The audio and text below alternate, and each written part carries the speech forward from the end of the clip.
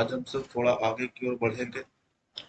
Last last last बार में हम लोग हृदय तक पूरा कंप्लीट कर चुके थे। आज यहीं से क्या करना है, आगे की ओर बढ़ना है और कुछ बातें सीखना है। ठीक है। और क्या करेंगे, आप चैप्टर को पूरा पूरा फिनिश करेंगे। ठीक है। तो आज थोड़ा सा आगे बढ़ते हैं। तो आइए हम बात करते हैं, कुछ छोटे छोटे टॉपिक बचे हुए हैं जो बड़े टॉपिक्स थे, जैसे रक्त और हृदय, ये दोनों क्या हो चुका है, खत्म हो चुका है। अब हृदय में ही कुछ छोटी छोटी बातें हैं जो बचा हुआ है, तो उसके बारे में क्या करते हैं, बात करते हैं। ठीक है। तो सबसे पहले अगर हम बात करें, अगर हम सबसे पहले हृदय के बारे में बात करना चाहें, तो इसमें हम बात कर सकते हैं किसके बारे में, धड़कन के बारे में बात कर सकते हैं कि धड़कन क्या होता है, यानी हार्ट बीट क्या होता है। ठीक है। तो बड़ा सिंपल शब्दों में क्या करेंगे, इस बात को हम लोग समझेंगे। तो सबसे पहले हमको बात करना है धड़कन के बारे में।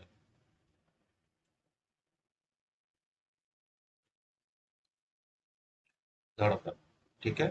हार्ट बीट का हम लोग बात कर रहे हैं।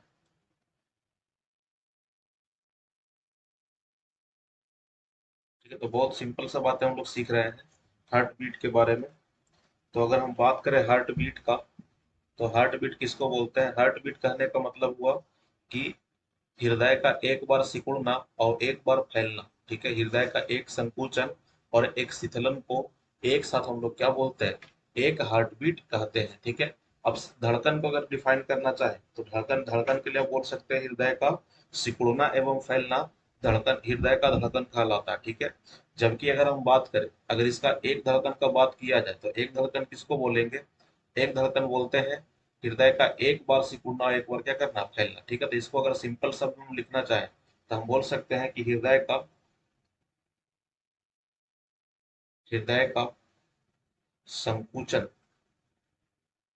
हृदय का संकुचन एवं शिथिलन, एवं हृदय का संकुचन एवं शिथिलन,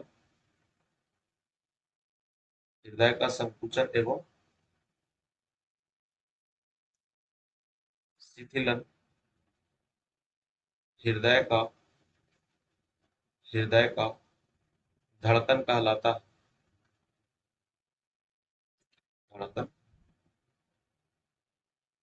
कहलाता है। ठीक है। तो हृदय का संकुचन और शिथिलन क्या कहलाता है, धड़कन कहलाता है। ठीक है। अगर एक धड़कन का बात किया जाए, तो एक धड़कन किसको बोलते हैं, हृदय का, हृदय का एक संकुचन, हृदय का एक संकुचन एवं एक शिथिलन, हृदय का एक संकुचन एवं एक शिथिलन हृदय का, हृदय का एक धड़कन कहलाता है, हृदय का एक धड़कन कहलाता है। ठीक है। तो ये एक धड़कन है। अब समझिएगा एक बात, हम क्या वो धड़कन बहुत सिंपल शब्द था कि हमारे पास हृदय का क्या होना, सिकुड़ना, और हृदय का फैलना ही क्या कहलाता, धड़कन कहलाता। ठीक है। अब यहीं पे अगर हम बात करें, यहीं पे अगर हम बात करें, तो ये जो हृदय का सिकुड़ना और जो हृदय का फैलना, यानी हृदय का संकुचन और हृदय का जो शिथिलन है ना, ये हमारे पास क्या होता है, हृदय खुद ही कंट्रोल करता है। यानी अब हृदय जो है, जैसे कि हम अगर बात करें शरीर के अंगों के बारे में, तो हमारा शरीर का जो मोस्टली अंग है, अधिकतर अंग जो है, वो हमारे ब्रेन के कंट्रोल में होता है। जबकि हम बात करें हमारे हृदय का, तो हृदय जो होता है ये किसी कंट्रोल में होता नहीं है। ठीक है। हमारा हृदय जो है ना, हमारा हृदय जो है, ये खुद ही क्या करता है, इम्पल्स को जनरेट करता है, और हृदय क्या करता है, सिकुड़न करवाता है और शीतलन करवाता है। अच्छा, इस से हृदय के धड़कन को बढ़ाने का जिम्मेदारी किसके पास है, ब्रेन के पास है। ठीक है। जबकि अगर हम बात करें हृदय को सिकुड़ाने और फैलने का जिम्मेदारी, तो ये खुद हृदय लेके चलता है। ठीक है। अब देखिए, ये जो हृदय का सिकुड़ना और जो फैलना है, ये अपने आप नहीं होता। ठीक है। इसको एक विशेष प्रकार के तंत्रिका ऊतक के द्वारा करवाया जाता है। ठीक है। और जिस भी विशेष प्रकार के तंत्रिका ऊतक के द्वारा करवाया जाता है, उस तंत्रिका ऊतक को नोडल ऊतक का नाम से क्या करते हैं हम लोग जानते हैं। ठीक है। तो सबसे पहले इस बात को समझ लीजिए कि हमारे पास क्या होता है, जो हृदय का जो संकुचन और शिथिलन है। ठीक है। हृदय का जो संकुचन और शिथिलन है, ये कैसे होता है, तो एक विशेष प्रकार के तंत्रिका ऊतक के द्वारा कराया जाता है। ठीक है। तो अगर इसमें हम लिखना चाहें, तो हम बोल सकते हैं कि हृदय का संकुचन, हृदय का संकुचन एवं शिथिलन, एवं शिथिलन विशेष प्रकार के, विशेष प्रकार के तंत्रिका ऊतक, तंत्रिका ऊतक के द्वारा कराया जाता, कराया जाता है, जिसे जिसे नोडल ऊतक कहते हैं, जिसे नोडल ऊतक कहते हैं। ठीक है, तो अगर बात किया जाए कि नोडल ऊतक किसको बोलते हैं, तो नोडल ऊतक क्या है, एक प्रकार का विशेष प्रकार का हमारे पास क्या है, तंत्रिका ऊतक है, जो क्या करता है, हृदय के संकुचन एवं शिथिलन क्या करता है, ये कंट्रोल करता है। ठीक है, अब थोड़ा ध्यान दीजिएगा, हमारे पास ये जो नोडल ऊतक है, ये जो नोडल ऊतक है, ये हृदय में ही पाया जाता है, अलग अलग जगह पे। ठीक है, अच्छा ये टोटल अगर हम बात करें, तो तंत्रिका ये जो नोडल ऊतक है, ये टोटल हमारे पास तीन तरह के होते हैं। ठीक है, जैसे सबसे पहला अगर हम बात करें, तो सबसे पहला होता है एसे नोड। ठीक है, सबसे पहले अगर बात किया जाए, तो हम बोल सकते हैं, अगर हम बात करें यहाँ पर, तो पहली बात हम बोल सकते हैं कि हमारे पास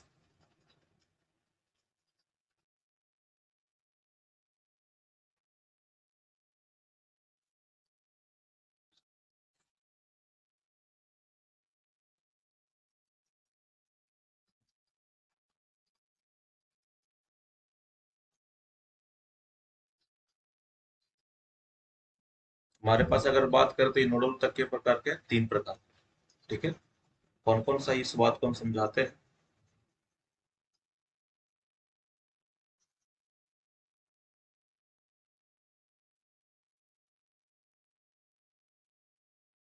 तो हमारे पास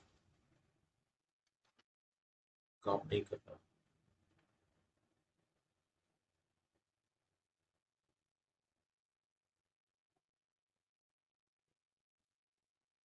ठीक है, तो हमारे पास नोडल ऊतक टोटल तीन तरह के होते हैं।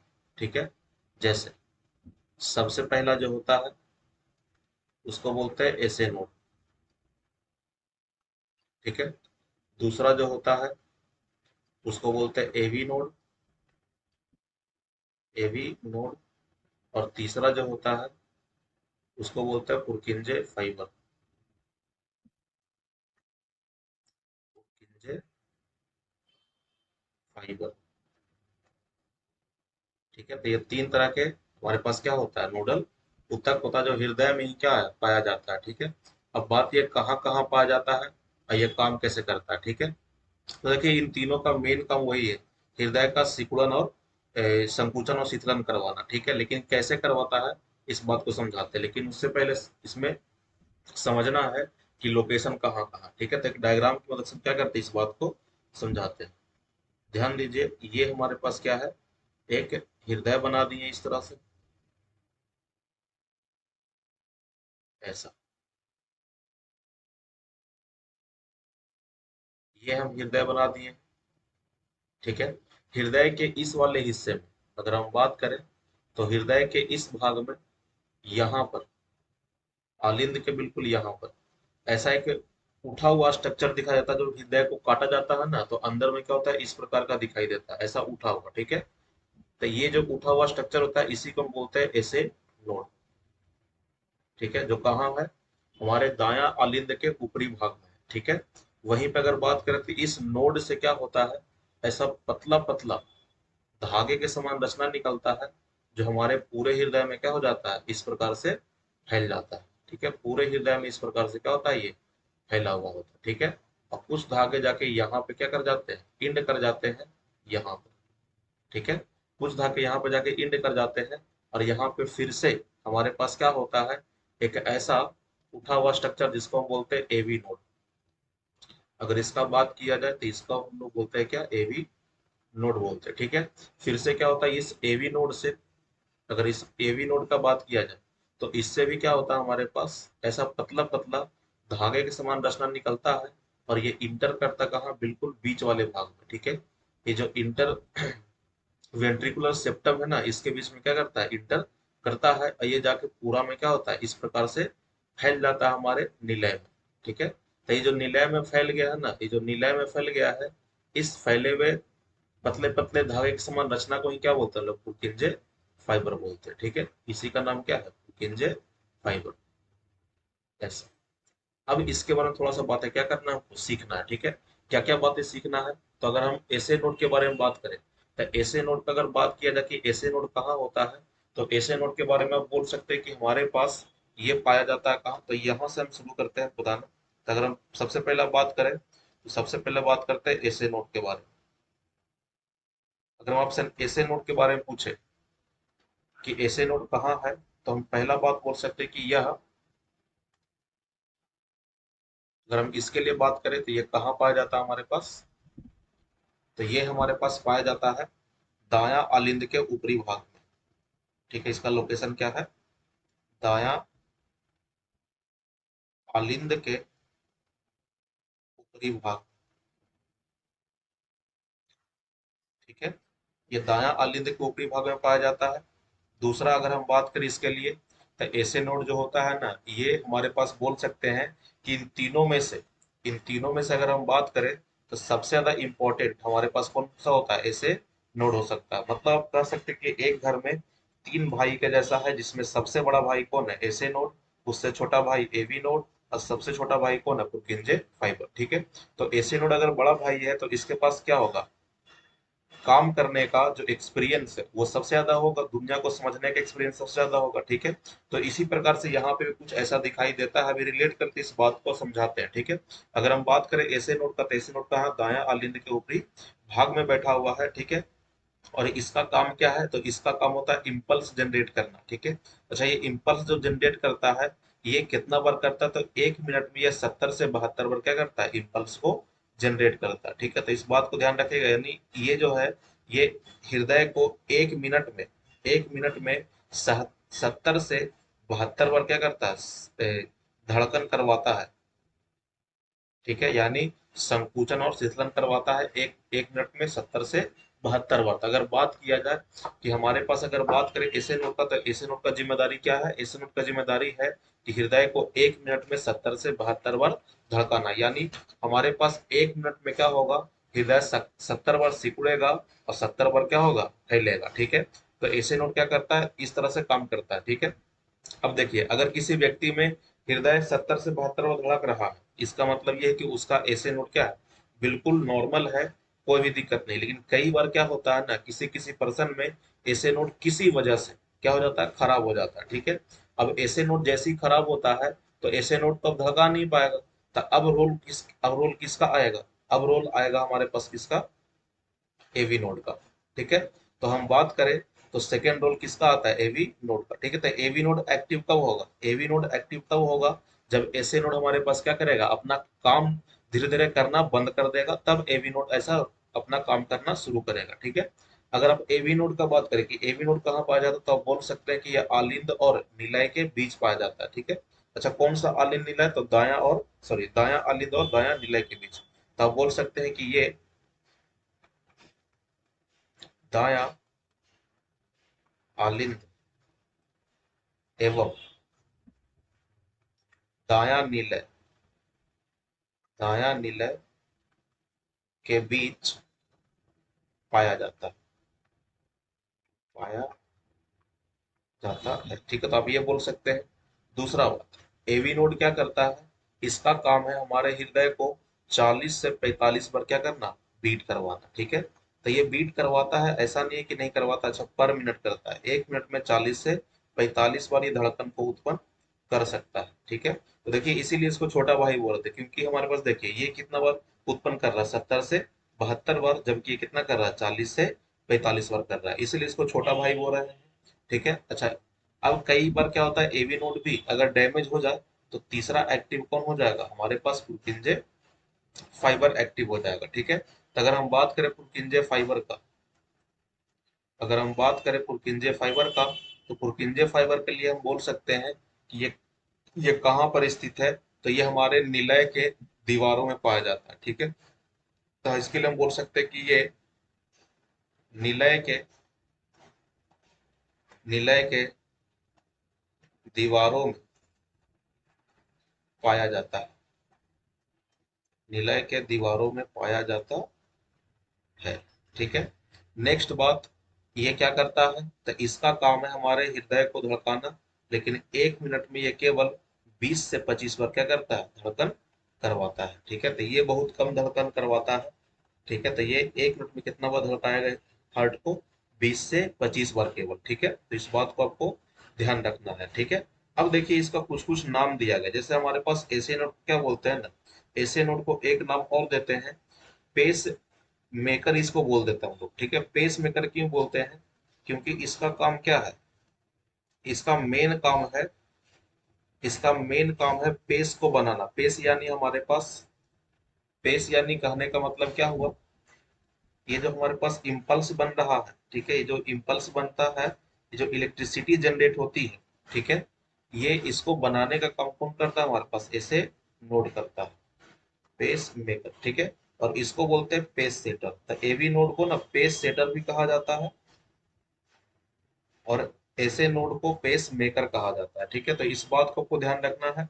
तो इतना बातें बहुत ही, इतना बातें काफी होता है, इससे अधिक पढ़ने की आवश्यकता इसमें नहीं है। ठीक है, अब थोड़ा सा आगे बढ़ते हैं और कुछ बातें और समझाते हैं। ठीक है, तो यहाँ से अगर हम आगे बढ़े, तो अभी तक हम लोग क्या किए हैं, नोडल ऊतक को समझे हैं। ठीक है, जिसमें 3 प्रकार के नोडल ऊतक मिल गए हम लोग को, एसे नोड, एवी नोड और हमारे पास क्या पुरकिंजे फाइबर। ठीक है, अब एक बात समझिएगा, ये जब एसे नोड, एवी नोड, ये सब क्या है, काम करता है, यानी जब ये इम्पल्स को जनरेट करेगा तो हमारा हार्ट क्या करेगा, सिकुड़ेगा, और हार्ट क्या होगा, फैलेगा। ठीक है, तो जब हार्ट सिकुड़ता और फैलता है ना, तो इस चीज को ना हम लोग देख भी सकते हैं। ठीक है, कैसे देख सकते हैं, तो हमारे पास अगर बात करें तो हॉस्पिटल्स में देखिएगा, जो पेशेंट है ना उसके बगल में एक मशीन लगा होता है।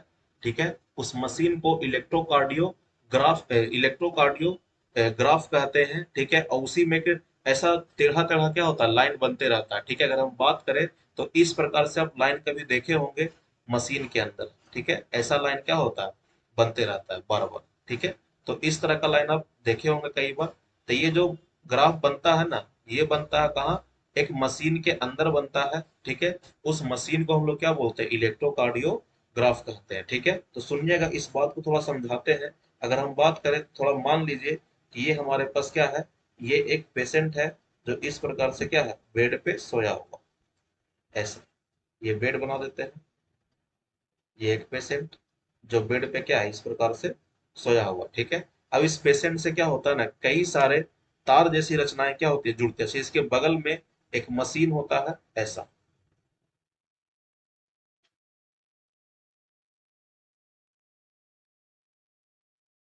इस तरह से। ठीक है, एक मशीन होता है, मशीन का नाम है इलेक्ट्रोकार्डियोग्राफ। ठीक है, मशीन का नाम क्या दिया गया है, हिंदी में भी यही बोलेंगे, इलेक्ट्रोकार्डियोग्राफ।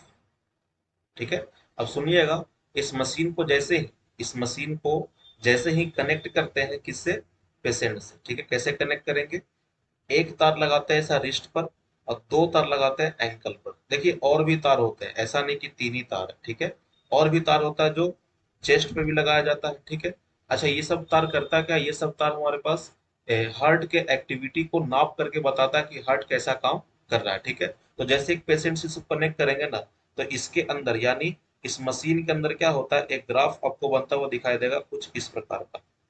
ठीक है, ऐसा, ऐसा, तो ये ग्राफ इस तरह से क्या होता है, बनता हुआ दिखाई देता है। और ये सेम ग्राफ क्या करेगा, बार बार रिपीट करेगा। ठीक है, ये जो ग्राफ दिखाई दे रहा है ना, इस ग्राफ को बोलते हैं इलेक्ट्रोकार्डियोग्राम। ठीक है, इस ग्राफ को क्या बोलेंगे, इलेक्ट्रोकार्डियोग्राम।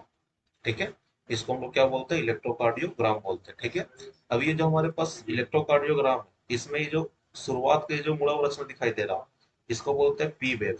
ठीक है, इसको बोलते हैं पी, फिर इसको बोलते हैं क्यू, इसको बोलते हैं आर,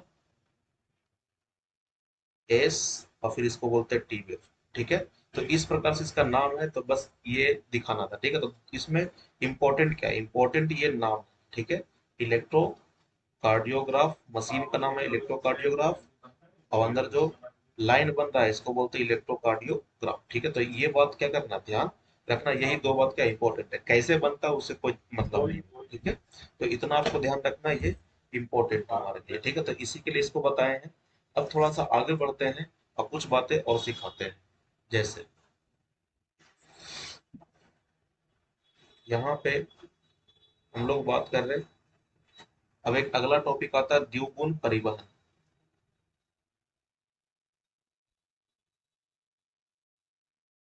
द्विगुण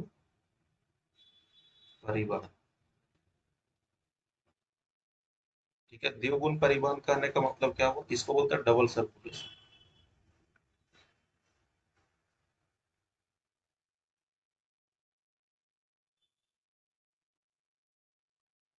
डबल सर्कुलेशन, ठीक है, समझिएगा। द्विगुण परिवहन क्या बोलेंगे, द्विगुण परिवहन बहुत आसान है। ठीक है, हम थोड़ा समझा देते हैं।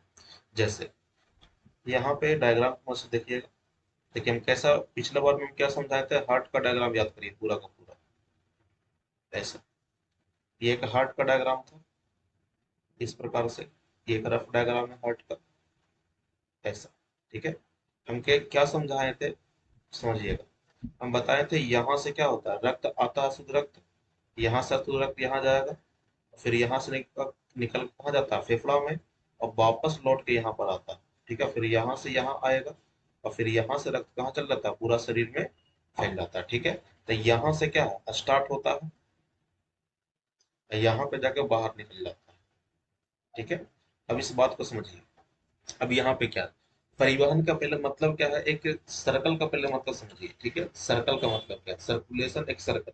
सर्कल कहने का मतलब है कोई भी चीज जहां से शुरू हुआ वापस वहीं पे क्या हो जाए, खत्म हो जाए, तो उसी को हम क्या बोलते हैं, एक सर्कल बनाना बोलते हैं। ठीक है, तो हमारे पास अगर बात करें तो सर्कल का मतलब क्या है, जहां से जो चीज शुरू हुआ वहीं पे वापस क्या हो जाए, वो खत्म हो जाए। ठीक है, अब समझिएगा इस बात को।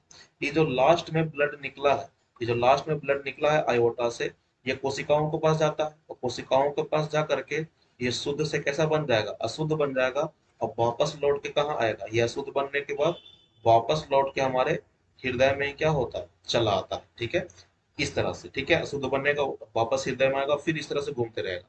अब देखिए इसको अगर सिंपल भाषा में बोले तो इसको सर्कुलेशन बोलना चाहिए, लेकिन यहाँ पे टर्म यूज किया किसका, डबल सर्कुलेशन का। यानी डबल कैसे हो रहा है, डबल को समझिएगा, फिर हम बताएंगे डबल का मतलब क्या है। यहाँ पहले डबल समझिए, मान लीजिए यहाँ से क्या हो रहा, कहानी स्टार्ट हो रहा। ठीक है, देखिए यहाँ पे क्या हुआ, हृदय में रक्त गया, अब हृदय से रक्त यहाँ आया, फिर यहाँ से हृदय से क्या हुआ, रक्त निकला, तो हृदय से यहाँ रक्त निकला है, और लौट के कहाँ गया, वापस हृदय में, तो एक चक्कर क्या हुआ, पूरा हुआ। तो ये पहला चक्कर है रक्त का। ठीक है, अब क्या हुआ, हृदय में आने के बाद ये निकला, फिर यहाँ से आयोटा के द्वारा यानी महाधमनी के द्वारा पूरा शरीर में फैल जाता है, और फिर से लौट के कहाँ आता है, हृदय में आता है।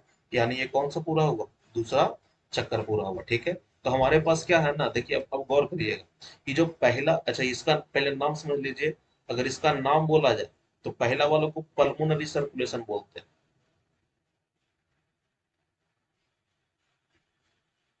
ठीक है, इसको हम लोग क्या बोलते हैं, पल्मोनरी सर्कुलेशन। और सेकंड वाले को बोलते हैं सिस्टमिक सर्कुलेशन।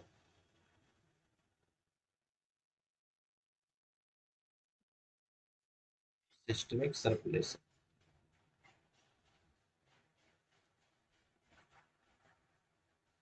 ठीक है, सेकंड वाले को क्या बोलते हैं हम लोग, सिस्टमिक सर्कुलेशन। अब समझिएगा, ये जो पल्मोनरी सर्कुलेशन था यानी पहला सर्कुलेशन, जो पहला हमारे पास परिवहन था, इसमें किसी को रक्त नहीं मिला, क्योंकि यहां से जब हृदय से रक्त निकला, हृदय से निकला तो अशुद्ध था, और फिर वापस लौट कर हृदय में आया, तो देखो हृदय से निकल के वापस हृदय में आ रहा था, एक चक्र पूरा हुआ। इसको हम क्या बोल रहे हैं, पल्मोनरी सर्कुलेशन, जिसमें क्या हुआ है, केवल शुद्धिकरण। तो पल्मोनरी में क्या होता है ना, प्यूरिफिकेशन ऑफ ब्लड होता है। ठीक है, और कुछ भी नहीं होता, यानी यहाँ पे केवल क्या होगा, रक्त का शुद्धिकरण। का शुद्धिकरण होता है केवल, ठीक है। वहीं पे अगर बात करें सिस्टमिक सर्कुलेशन, तो सिस्टमिक सर्कुलेशन क्या बोल रहे हैं, जैसे यहाँ से हृदय से रक्त निकला, वापस हृदय में आ गया, तो ये असिस्टमिक सर्कुलेशन। अच्छा, जब निकला था तो शुद्ध रक्त था, वापस आया तो कैसा अशुद्ध रक्त है, ठीक है। तो इसमें क्या हुआ, रक्त का अशुद्धिकरण, इसमें हुआ है रक्त का अशुद्धिकरण। लेकिन इस सर्कुलेशन में हमारे बॉडी पार्ट्स को क्या हुआ, रक्त मिला है। इसका मतलब यह है कि हृदय से रक्त निकला 2 बार, लेकिन शरीर के अंगों के पास पहुंचा केवल 1 बार पहुंचा, ठीक है। तो इसको बोलेंगे रक्त का अशुद्धिकरण। तो यहाँ पे सेकेंड सर्कुलेशन में क्या हो, रक्त का अशुद्धिकरण हो रहा है, ठीक है। और समझिए, अगर द्विगुण परिवहन का डिफाइन करना है तो कैसे डिफाइन करेंगे, अभी डेफिनेशन हम बताएं, ठीक है।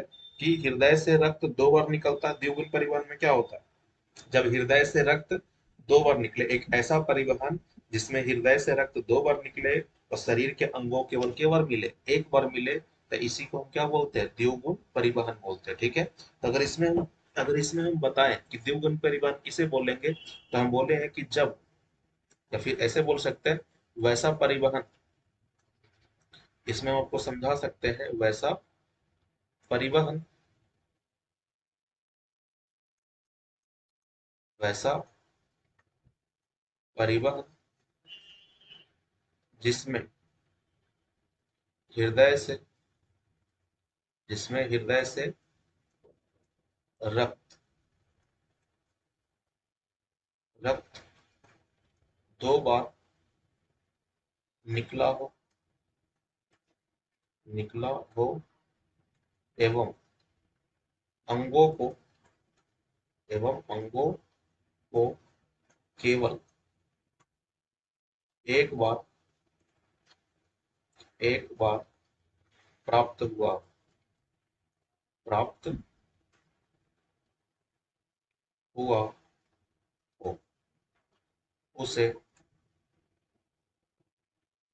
उसे द्विगुण परिवहन कहते हैं, उसे द्विगुण परिवहन कहते हैं, ठीक है। अब द्विगुण परिवहन के ये 2 प्रकार को बता दिए, एक पहला पल्मोनरी, दूसरा कौन सा बता दिए, सिस्टमिक। जहां पल्मोनरी में क्या हो रहा है, जो हमारे पास अगर बात करें तो पल्मोनरी का, अगर आप बात करें तो पल्मोनरी किसके किसके बीच में कंप्लीट हो रहा है, तो पल्मोनरी कंप्लीट होता है हमारे पास, ये क्या था, ये है दायां निलय और बायां अलिंद के बीच में। ये कहाँ कहाँ होगा, ये दायां नीला यानी राइट वेंट्रिकल से कहाँ होगा, लेफ्ट ऑरिकल के बीच, ठीक है। दायां नीला से बायां अलिंद के बीच, ठीक है। वहीं पे अगर बात करें सिस्टमिक सर्कुलेशन का, तो ये किसके बीच में होता है, ये होता है बायां नीला से दायां अलिंद के बीच, ठीक है। तो यहाँ पे होगा लेफ्ट वेंट्रिकल से राइट ऑरिकल, ठीक है। बायां निलय से दायां अलिंद के बीच में ये पूरा होता है, ठीक है। तो ये हमारे पास कहानी किसका, डबल सर्कुलेशन का। तो ये बहुत आसान कहानी था कि हमारे पास एक ऐसा परिवहन जिसमें हृदय से रक्त केवल निकले, 2 बार निकले, और शरीर के अंगों केवल केवल मिले 1 बार मिले, तो इसी को हम क्या बोलते हैं, द्विगुण परिवहन बोलते हैं, ठीक है। अब यहाँ से क्या करेंगे, थोड़ा सा आगे बढ़ेंगे और क्या करते हैं, इस बात को समझते हुए इसको खत्म करते हैं, ठीक है। तो आइए पहले थोड़ा सा कुछ बातें और कर लेते हैं, जैसे कि थोड़ा सा यहाँ पे हमको ब्लड प्रेशर के बारे में क्या करना है, सीखना है। थोड़ा सा रक्त वाहिनी के बारे में क्या करते हैं हम लोग, सॉरी रक्त वाहिनी, रक्त वाहिनी बिल्कुल लास्ट में बताएंगे। अभी तो हृदय के बारे में क्या कर रहे हैं, थोड़ा थोड़ा बातें बता रहे हैं। तो अभी थोड़ा सा रक्तचाप के बारे में बात करना, यानी ब्लड प्रेशर के बारे में बात करना, ठीक है। तो आइए थोड़ा सा बात कर लेते हैं। तो यहाँ पे अगर हम बात करें, तो अगला एक छोटा सा टॉपिक हमारे पास है ब्लड प्रेशर यानी रक्तचाप, ठीक है। तो अगला है ब्लड प्रेशर,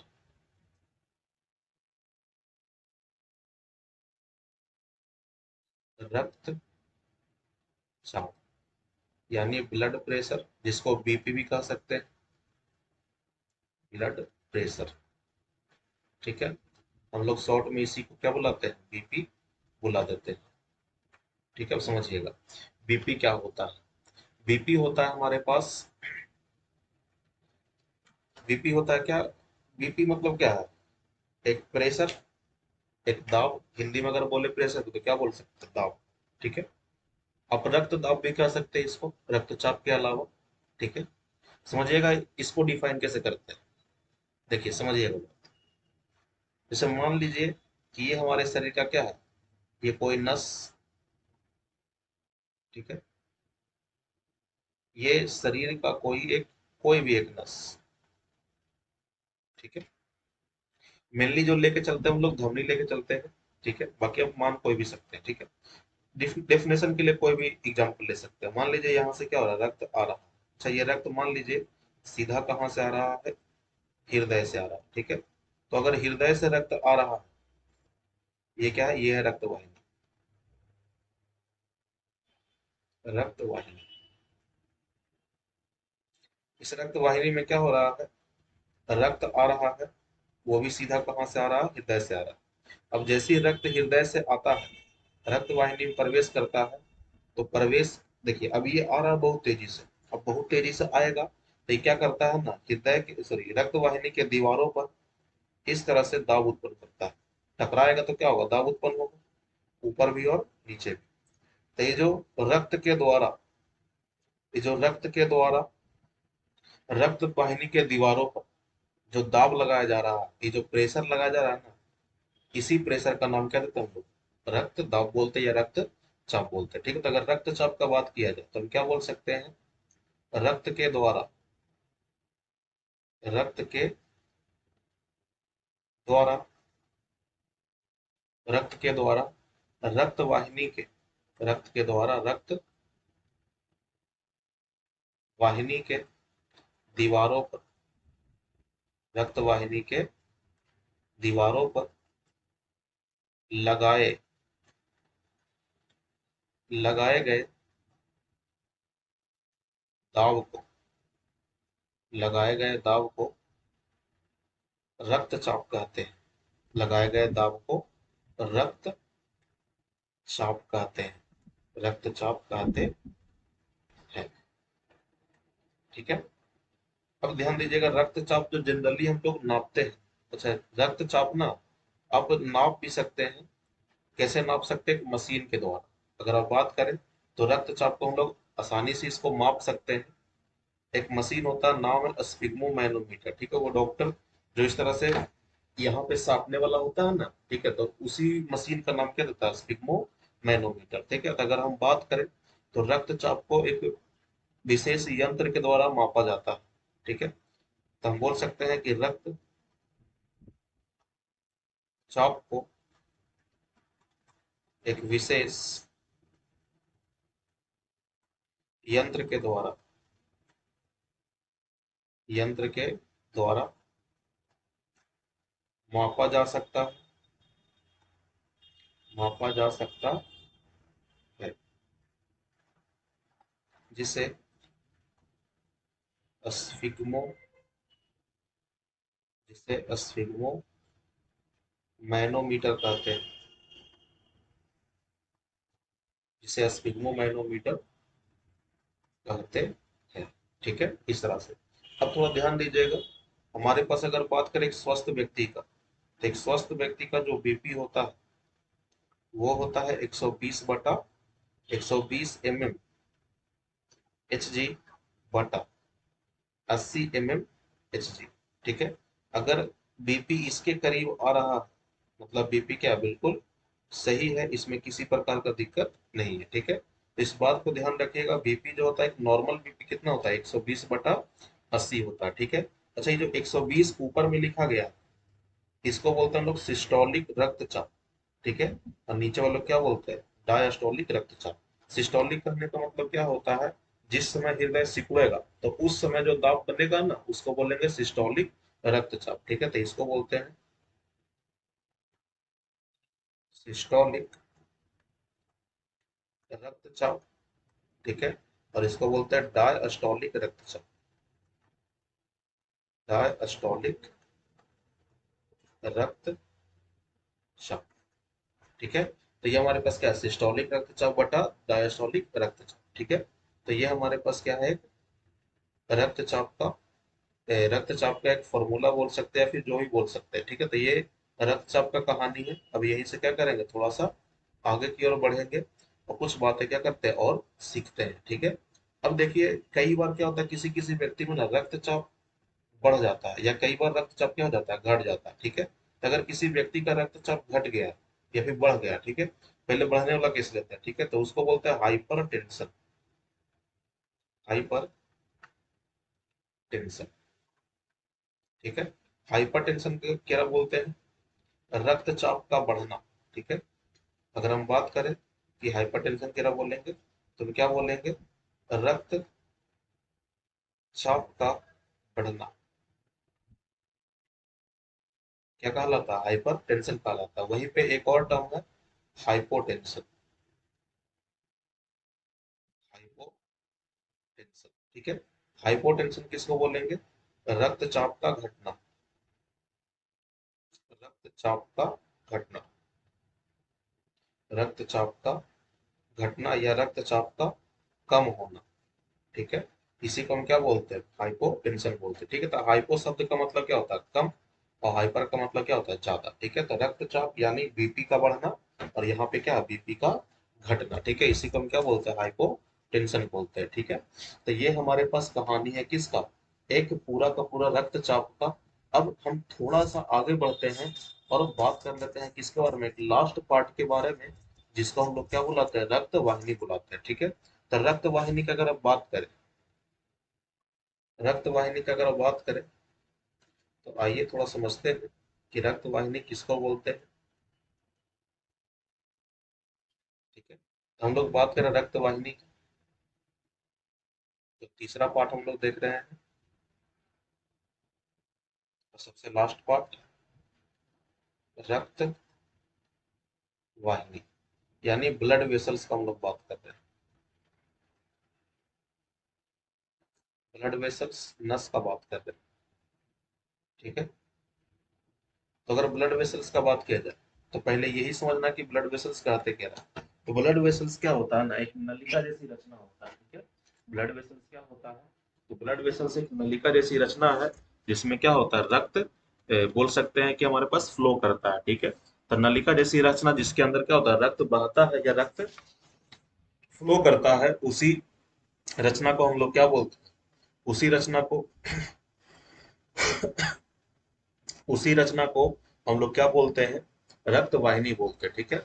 अब यहाँ पे अगर हम बात करें, तो रक्त वाहिनी जो है ना, मुख्य रूप से हमारे पास क्या होता है? तीन तरह का होता है, ठीक है। अगर हम रक्त वाहिनी का बात करें, तो रक्त वाहिनी क्या होता है? मुख्य रूप से तीन तरह का होता है, ठीक है। ऐसा, एक होता है हमारे पास धमनी, एक होता है हम लोग के पास सीरा, और एक होता है केशिकाएं। केशिकाएं, देखिए अगर आप इसको बांटना चाहें तो टोटल 5 पार्ट में बढ़ जाता है, ठीक है। बाकी किताब में दिया होता है कितना? तीन ही प्रकार का दिया होता है, धमनी, सीरा और केशिका। इसके अलावा अगर हम बात करें, धमनिकाएं भी होता है, सीरकाएं भी होता है, ठीक है। तो ये इसमें इतना बात नहीं करेंगे, ठीक है। तो हम लोग जो दिया हुआ किताब में बस उसी का हम क्या करते हैं? बात करते हैं, ठीक है। तो धमनी क्या बोलते हैं? तो धमनी का ऑलरेडी डेफिनेशन क्या करते हैं हम लोग? समझते हैं। तो हम क्या करते हैं ना, इसमें 5-5 पॉइंट बता देते हैं ताकि आप डिफरेंस लिख सके आसानी से, ठीक है। तो अगर हम बात करें धमनी का, तो धमनी क्या बोलेंगे? एक ऐसा रक्त वाहिनी, एक ऐसा नस जिसमें हमारे पास शुद्ध रक्त बहता हो, ठीक है, मतलब ऑक्सीजन वाला रक्त बहता हो, ठीक है। तो एक लाइन इसमें बोल सकते हैं क्या? एक ऐसा रक्त वाहिनी, एक ऐसा रक्त वाहिनी जिसमें शुद्ध रक्त क्या होता हो? बहता हो, ठीक है। सीरा में क्या होता है? अशुद्ध रक्त होता है, ठीक है। इसमें अशुद्ध रक्त होता है, ठीक है। हम सिंपल सिंपल तो डेफिनेशन बता देते हैं, सिंपल सिंपल मतलब पॉइंट बता देते हैं। तो धमनी केरा बोलते हैं एक ऐसा रक्त वाहिनी जिसमें शुद्ध रक्त है, और सीरा केरा बोलेंगे एक ऐसा रक्त वाहिनी जिसमें अशुद्ध रक्त है। वहीं पे अगर धमनी के बारे में बात करें, तो धमनी के बारे में बोल सकते हैं कि धमनी क्या, धमनी का काम क्या होता है? रक्त को हृदय से दूर ले जाना। ये क्या करता है? रक्त को हृदय से दूर ले जाता है, हृदय से दूर ले जाता है, ठीक है। वहीं पे अगर सीरा का बात करें, तो ये क्या करता है? रक्त को हृदय के पास लाता है, रक्त को हृदय के पास लाता है या नजदीक लाता है, ठीक है। ये दूसरा अंतर आप बता सकते हैं। तीसरा आप बता सकते हैं, जो धमनी का दीवार है ना, धमनी का जो दीवार है, वेसल्स का जो दीवार होता है, ठीक है, वो कैसा होता है हमारे पास, थिक होता है, मोटा होता है, ठीक है। वहीं पे अगर बात करें तो इसका जो दीवार होता है कैसा होता है, थिन होता है, पतला होता है, काफी पतला, ठीक है। क्यों? क्योंकि इसमें ब्लड प्रेशर क्या होता है, कम होता है, ठीक है। तो अगला डिफरेंस आप बता सकते हैं कि इसमें बीपी क्या होता है, ज्यादा, जबकि इसमें बीपी क्या होता है हमारे पास, कम होता है, ठीक है। तो आप ये बातें क्या कर सकते हैं, ध्यान रख सकते हैं। तो इसको आप क्या करें, ध्यान रख ले, ठीक है। अच्छा, ये भी बात आप बता सकते हैं कि जो धमनी होता है ना, वो शरीर के गहराई में पाया जाता है, ठीक है, अंगों के गहराई में पाया जाता है। ये कहाँ पाया जाता है, अंगों के गहराई में, अंगों के गहराई में, ठीक है। ये अंगों के गहराई में क्या होता है, पाया जाता है, ठीक है। जबकि सीरा क्या होता है, ऊपर वाले सुपरफिशियल सरफेस पे क्या होता है हमारे पास, आसानी से देखने को मिल जाएगा, ठीक है। तो इसमें अगर आप लिख सके तो ये लिख सकते हैं कि ये अंगों के गहराई में पाया जाता है, ठीक है। जबकि ये कहाँ मिलता है, ऊपर वाले सतह पे ये मिल जाता है, ठीक है। तो ये कहाँ मिलेगा, ऊपरी सतह पर, ऊपरी सतह पर। इसीलिए आप जब भी अपने हाथ को या पैर को देखेंगे ना, तो क्या होगा, आपको सीरा ही दिखाई देगा, ठीक है। आपको धमनी जनरली दिखाई देता नहीं है, ठीक है। धमनी होता है लेकिन दिखाई नहीं देता, क्योंकि धमनी का रंग कैसा होता है, रेड हो जाता है। और जो सीरा का रंग कैसा होता है, ग्रीन हो जाता है, क्योंकि CO2 उसमें जमा हुआ, ठीक है। ये कहाँ, ऊपर ऊपर पाया जाता है, ठीक है। इस बात को ध्यान रखें। तो ये 5 अंतर जो आप आसानी से क्या कर सकते हैं, याद कर सकते हैं और समझ सकते हैं, ठीक है। केशिकाएं में क्या है ना, केशिकाएं क्या, हमारे पास बहुत ही पतला ही है, ठीक है, बहुत पतला। इसको मुख्य रूप से बनाया गया गैस को एक्सचेंज करने के लिए, ठीक है, गैस का आदान प्रदान करने के लिए, ठीक है। तो पहली बात अगर बात करें तो ये कैसा होता है हमारे पास, ये पतला होता है, ठीक है, काफी ज्यादा ये पतला है, ठीक है, ये बहुत मोटा नहीं होता। दूसरा बात, इसका काम क्या है, गैस का आदान प्रदान करना, गैस का आदान प्रदान करना, ठीक है, ऐसा। अच्छा, किस प्रक्रिया द्वारा करेगा, तो ये करता है विसरण के द्वारा, ठीक है। इसका निर्माण करने वाला कौन है, धमनी, ठीक है। इसे धमनी के द्वारा बनाया गया, धमनी के द्वारा बनाया गया है, ठीक है। तो अब ये बातें क्या कर सकते हैं, इसके लिए लिख सकते हैं। तो ये कहानी यहीं पे क्या होता है, समाप्त होता है हम लोग का। तो ये बड़ी बेसिक, बहुत बेसिक सा हम रक्त वाहिनी क्या किया, समझाए हैं। तो ये चैप्टर यहाँ पे क्या होता है, इंड होता है। तो आप तब तक